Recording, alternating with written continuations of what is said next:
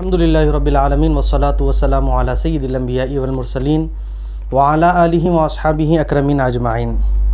حضور انور سرکار دو عالم صلی اللہ علیہ وسلم ارشاد فرماتے ہیں کہ میری امت میں سے جو مرد یا عورت یہ خواہش کرے کہ اس کی قبر جو ہے نور سے روشن ہو جائے، نور سے منور ہو جائے، اس کی قبر میں روشنی آ جائے، تو اسے چاہیے کہ ماہ رمضان کی شب قدر میں کثرت کے ساتھ عبادت الہی بجا لائے، تاکہ ان مبارک اور متبرک راتوں کی عبادت سے اللہ پاک اس کے نام اعمال سے برائیاں مٹا کر نیکیوں کا ثواب عطا فرمائے۔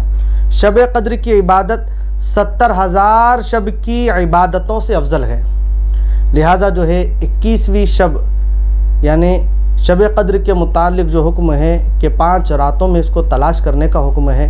21ویں شب، 23ویں شب، 25ویں شب، 27ویں شب اور 29ویں شب۔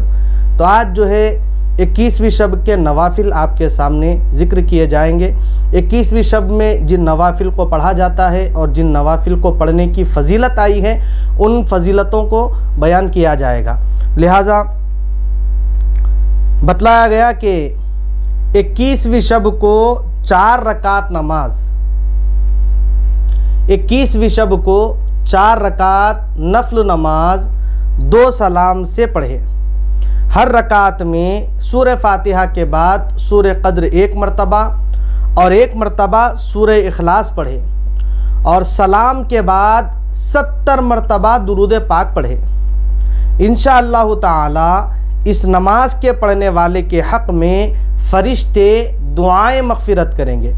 اسی طرح ایک اور روایت اس کے متعلق ہے کہ 21ویں شب کو 2 رکعت نفل نماز پڑھے، ہر رکعت میں سورہ فاتحہ کے بعد سورہ قدر 1 مرتبہ اور سورہ اخلاص 3 مرتبہ پڑھے۔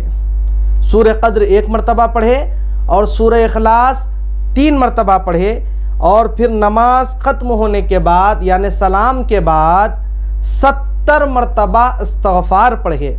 انشاءاللہ تعالی اس نماز اور شب قدر کی برکت سے اللہ پاک اس کی بخشش فرمائیں گے۔